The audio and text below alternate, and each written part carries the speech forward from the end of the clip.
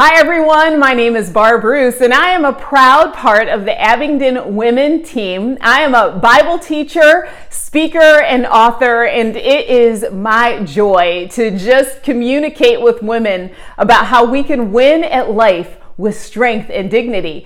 And so I appreciate you stopping by for a moment. I love it when I have an opportunity to kind of talk about some of the things that God is doing in my life. And so I've got some great questions that the Abingdon team has asked me to share with you today. So let's go ahead and dive in.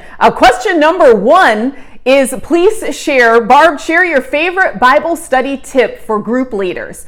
Well, I have been a Bible study group leader myself for over a decade. And at the beginning of every Bible study, I start the same way. You see, for me, I think that connection is the number one key. There's lots of great Bible study curriculum out there. I love writing Bible study curriculum myself, but connection is what keeps women coming back. So I always start with what I call celebration and struggles. I ask women, and when they show up, tell us one celebration and one struggle. Celebrations allow women to talk about that great thing that's happening in their life because they may not have anyone else to share it with. And then they get to share a struggle, something that's going on, that's weighing on their heart. And as a Bible study leader, when women share celebrations and struggles, that allows us as leaders to really listen for the Holy Spirit as we are leading the group that session, to just be aware of how what we're talking about and what we're learning impacts each and every woman where they're at. And it also allows women to get to know each other better. We all think that our lives are perfect, that someone else's life always looks a little shinier and better, when the reality is that every woman has problems, and so connection is so important as group leaders. Let's see. The second question is, what was my inspiration for my new Bible study, I'm Waiting God? Well, the Bible study, I'm Waiting God, the subtitle is Finding Blessing in God's Delays. And the inspiration for the study is, I have always struggled with being patient. I grew up always trying to get to the next thing, hurry up.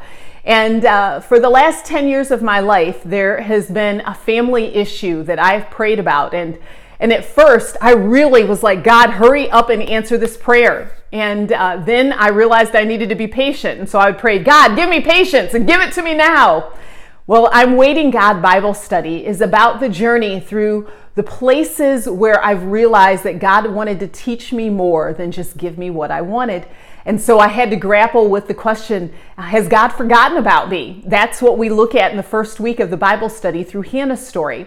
Then I had to grapple with the question of, am I going to be bitter over this unanswered prayer, or am I going to be better? The second week of the study is when we look at Ruth and Naomi's story. During the third week of the study is the woman who had the bleeding woman who suffered for 12 years.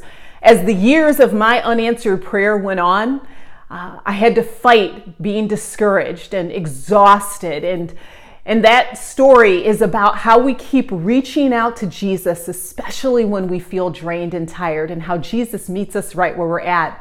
And then the last week of the study is about how do we let go when it seems that God says no.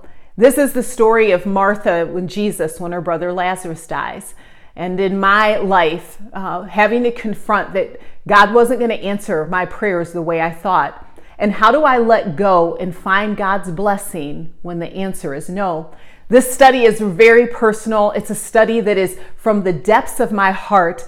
And most of all, it is a study about proclaiming God's love and faithfulness, even in the seasons of life when we feel like we're sitting in a waiting room while everyone else's life keeps going around us. So that is the inspiration for the Bible study, and I hope you check it out. I'm Waiting God. You can preview the first week of the study at Abingdon Women, or you can go to imwaitingstudy.com.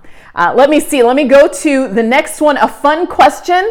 What am I reading right now? Well, my daily Bible study right now is Melissa Spolstra's Romans Bible study. It's the good news that changes everything. So that's something that I've been doing every day. Then I'm a new empty nest mom. My youngest child moved out this year. So I've been reading Jill Savage's new book titled Empty Nest Full Life. And that's been giving great advice for those of us who have adult kids. So that's what I'm reading right now.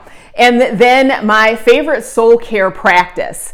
That is how do we take care of the innermost part of us?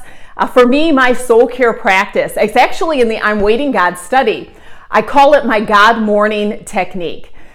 To take care of my soul, has to begin before I get out of bed every day. So what I do is I repeat 5 promises of God so that before I get up and I start thinking about all the things I have to do, I start thinking about all the things I might be worried about, thinking about all of the things that are stressing me out. When I repeat 5 promises of God to myself, even before I open my eyes, it helps to connect my soul with God's promises so that I remember that God is with me and for me, that I am loved, that I am seen, and that He is going to give me the strength and courage to deal with whatever I'm facing that day. So I share how you can do the God morning technique in the I'm Waiting God Bible study. To get started, this is a technique I actually share step-by-step how to do it. It's really easy and it involves brushing your teeth every morning. So simple, so much fun.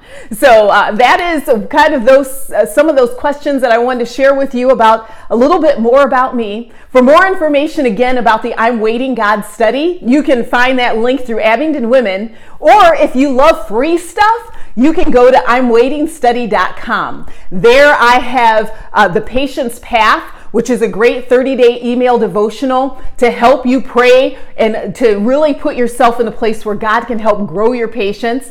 There's also a really great downloadable sheet about teaching your kids how to be patient. I also have some cell phone wallpapers about patience, as well as some really great topics if you're an event planner and you would like to do this as a women's event. So there, go to imwaitingstudy.com for more information. And thanks again, friends, for stopping by and saying hi. Talk to you soon. Bye-bye.